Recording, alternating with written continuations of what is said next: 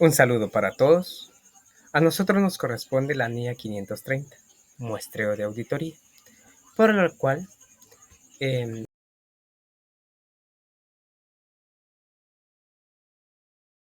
objetivo principal del auditor al utilizar el muestreo de auditoría es proporcionar una base razonable a partir de la cual alcanzar conclusiones sobre la población de la que selecciona la muestra.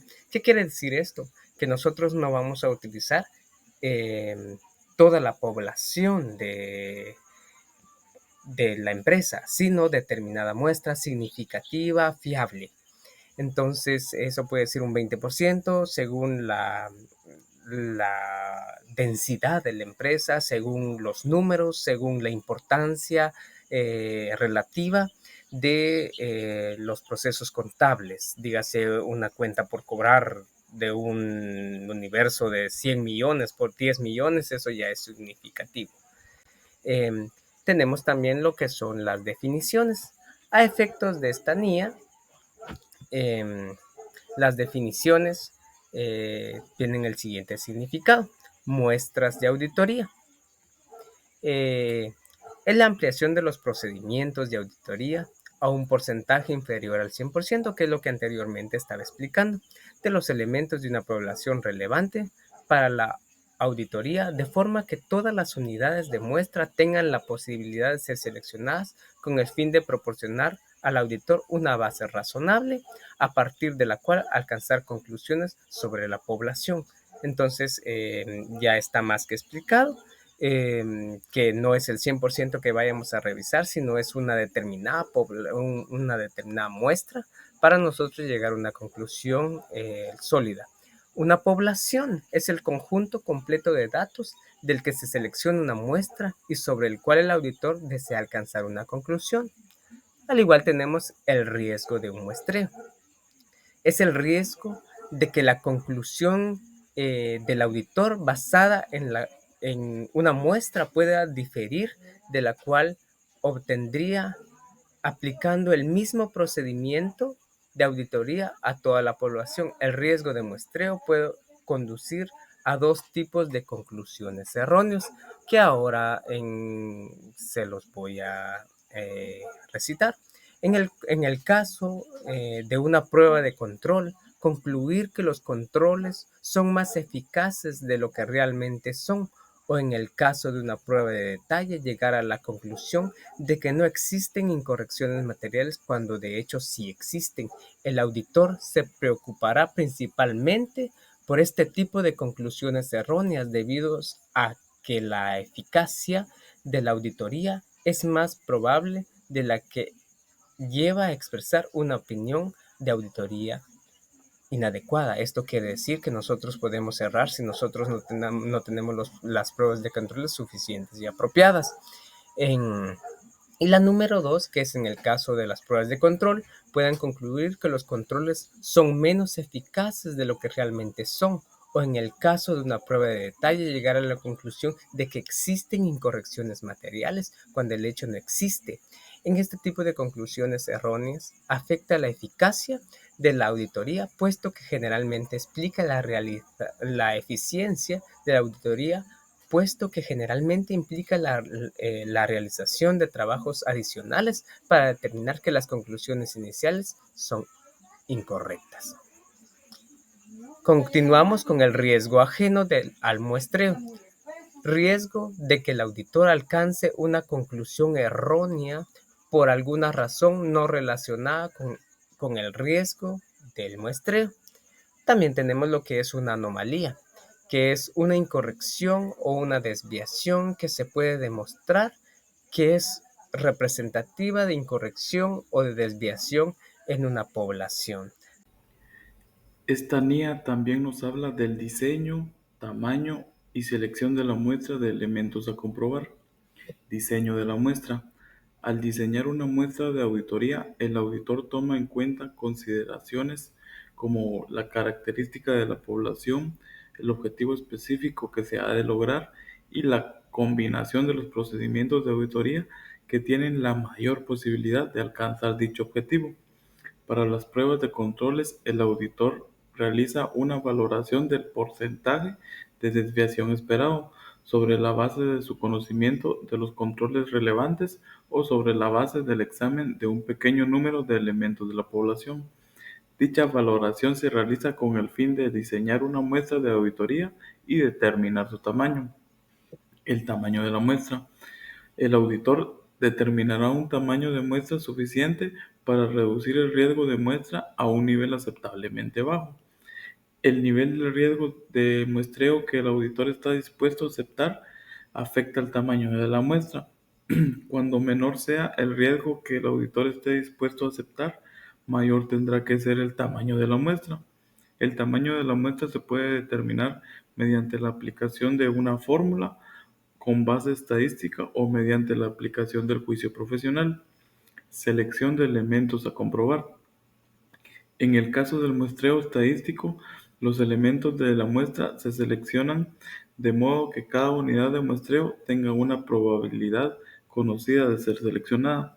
En el caso del muestreo no estadístico, se hace uso del juicio para seleccionar los elementos de la muestra, puesto que el objetivo del muestreo consiste en proporcionar una base razonable para que el auditor extraiga conclusiones sobre la población de la cual se ha seleccionado la muestra.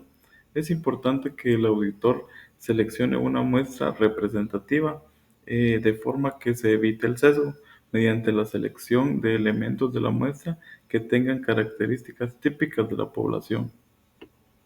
Aplicación de procedimientos de auditoría.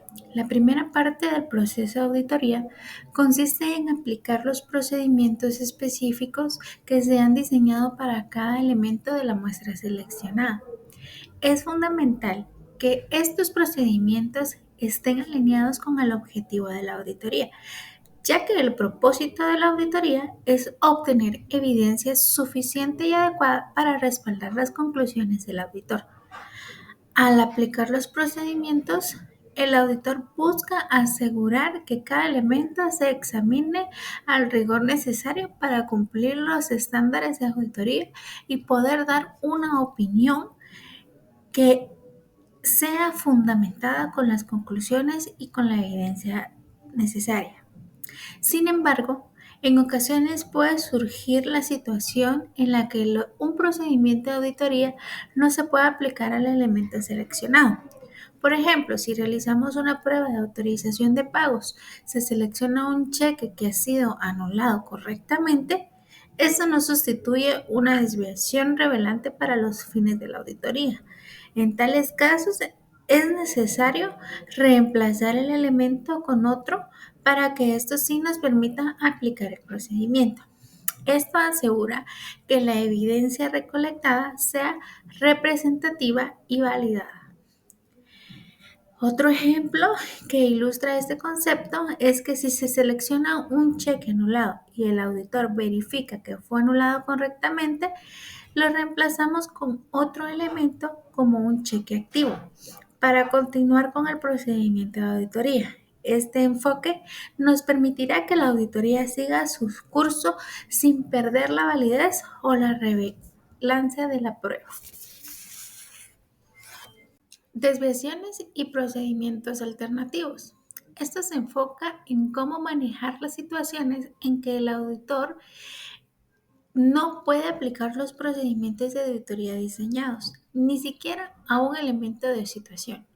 En tales casos, si no se puede realizar el procedimiento previsto ni encontrar una alternativa adecuada, el auditor debe tratar el elemento como una desviación en controles o como una incorrección en prueba de detalle. Este tratamiento es importante porque refleja el control que no ha sido funcionado como se esperaba o que existe una posible inexactitud en los registros. Por ejemplo, si la documentación relacionada con un elemento seleccionado se ha perdido, el auditor no podrá aplicar el procedimiento de auditoría tal como lo estaba diseñado.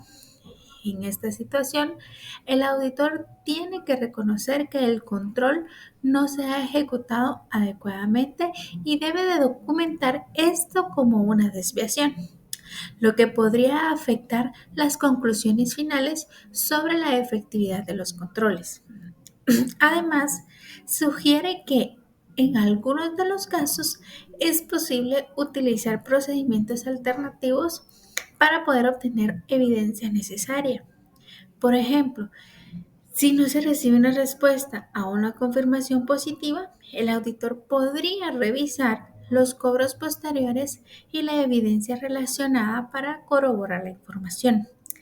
Estos procedimientos alternativos son fundamentales para adaptarse a situaciones imprevistas sin comprometer la calidad de la auditoría. Buenas tardes, compañeros. Para continuar con la exposición, esta norma pues realmente es muy enfática con respecto a los procedimientos de auditoría y específicamente nos habla acerca de los procedimientos de auditoría diseñados o alternativos. En este caso nos indica que si no puede el auditor, o en este caso nosotros que somos los que estamos llevando una auditoría, no podemos realizar lo que es la aplicación de los procedimientos de auditoría que hayamos diseñado o los alternativos que pudieran ser adecuados con respecto a un elemento que se ha seleccionado para la revisión, debemos de tratar este elemento como una desviación con respecto al control prescrito. Pues como ya sabemos, ¿verdad? La desviación al control prescrito es aquel grado de desviación tolerable que se le puede llamar que nosotros como auditores o que los auditores están dispuestos a poder asumir o a poder tolerar, siempre y cuando no sea una desviación que afecte realmente a toda la población en sí.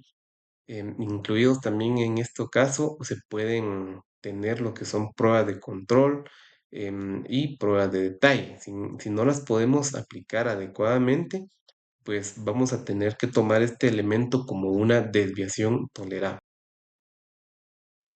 La norma también nos indica que debemos, como auditores, de investigar la causa o por qué motivo o la naturaleza de que haya ocurrido la desviación que hayamos identificado. Y también debemos de evaluar el efecto que tengan en los procedimientos de auditoría o sobre otras áreas de auditoría, ¿verdad? También nos indica la norma que existen, ahí sí que casos poco frecuentes donde debemos de considerar que la incorrección o la desviación de una muestra que sea una anomalía. Pues en este caso tendremos una seguridad, una certidumbre de que la incorrección o la desviación pues no es representativa de toda la población que tengamos, de todas las muestras que hayamos tomado para realizar lo que son las revisiones de la auditoría. Bueno, para esto, pues nos indica la norma que también debemos de aplicar lo que son procedimientos de auditoría adicionales, los que nosotros consideremos correctos o adecuados, y que nos den la evidencia de auditoría, en este caso suficiente y adecuada, para que determinemos si la incorrección o la desviación que se haya detectado, pues que no vaya a ser representativo, que no afecte al resto de las muestras de la población que se hayan tomado para nuestras revisiones. Tenemos evaluación de los resultados de muestreo de auditoría. El auditor debe evaluar los resultados de una muestra. Si la utilización del muestreo de auditoría ha proporcionado una base razonable para extraer conclusiones sobre la base de la totalidad de la población.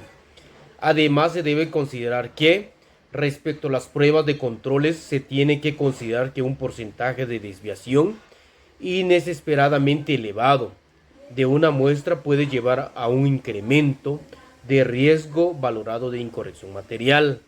En el caso de las pruebas de detalle, la suma de la incorrección extrapolada es la mejor estimación de la incorrección existente en una población.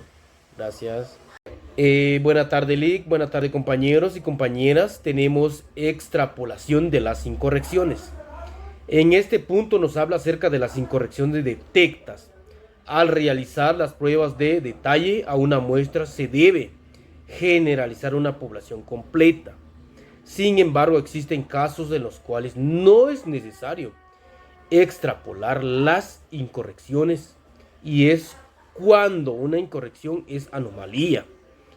¿Qué quiere decir? Que es difícil que dicha incorrección se encuentre en toda la población en general.